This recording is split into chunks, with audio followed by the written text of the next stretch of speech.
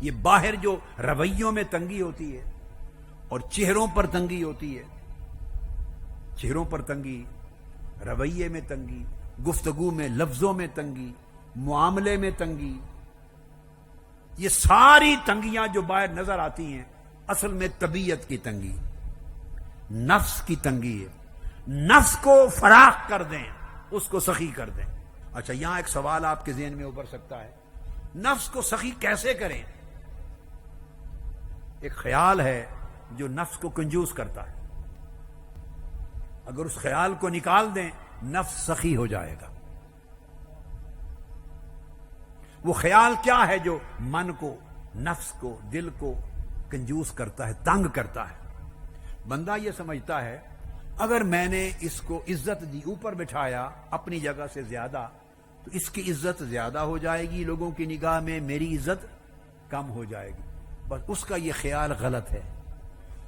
آپ کے اوپر بٹھانے سے وہ عزت والا نہیں بننے لگا اور آپ کے نیچے بیٹھنے سے آپ کی عزت کم نہیں ہونے لگی۔ یہ خیال بدل کے اس کی جگہ یہ خیال اے بندے رکھ لے کہ عزت والا بنانا اللہ کا کام ہے۔ کرسی پر بٹھانے کا عمل کسی کو عزت نہیں دیتا، اور نیچے زمین پر بیٹھنے کا عمل کسی کو بے عزت نہیں کرتا۔ بس وہ اسی میں مرا رہتا ہے، میں نیچے بیٹھوں، میرا عہدہ، مرتبہ، درجہ یہ ہے، اور اس کو صوفے پہ بٹھا دیں، اس کو کرسی پہ بٹھا دیں، اس کو سٹیج پہ بٹھا دیں، میں پیچھے کھڑا ہوں، اس کو آگے کھڑا کر دیا۔ بس یہ وہم بندے کو پریشان کر کے فکر کے دوزخ میں مبتلا رکھتا ہے۔ وہ سمجھتا ہے کہ اگر یہ مجھ سے آگے کھڑا ہوا تو اس کی عزت زیادہ ہوگی۔ بندے، عزت آگے پیچھے کھڑے ہونے سے نہیں ہوتی، وَلِلَّهِ الْعِزَّةُ وَلِرَسُولِهِ، عزت اللہ کے ہاتھ میں ہے، عزت اللہ کے ہاتھ میں ہے۔ وہ چاہے تو چٹائی پر بیٹھنے والوں کو عرش جیسی عزت دے دے، اور چاہے تو تخت پر بیٹھنے والے تخت پر بیٹھ کر بھی بے عزت اور ذلیل اور خوار ہی رہیں۔ بندے کو ایک یہ خیال رہتا ہے کہ یہ میں نے اس کو دے دیا تو میرے وسائل میں، مال میں کمی ہو جائے گی، مجھے تنگی ہوگی، تو اس کا مطلب ہے اس کا اللہ کے رازق ہونے پر بھروسہ نہیں ہے، اس کا خیال غلط ہے، اس کا خیال غلط ہے۔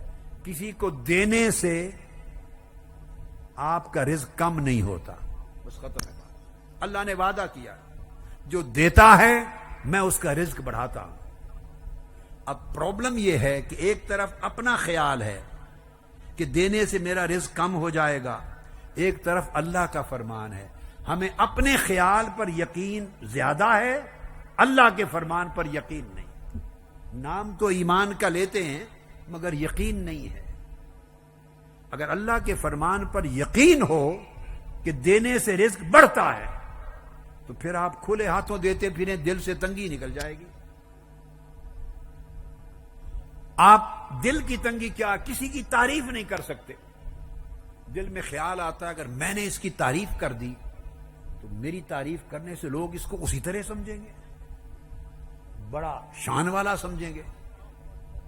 وہ سمجھتا ہے میں نے تعریف کر دی تو یہ شان والا بن جائے گا۔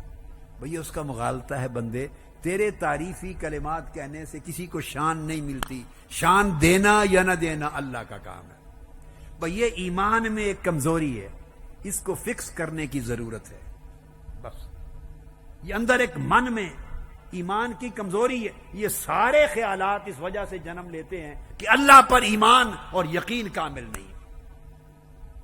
بس اتنی بات۔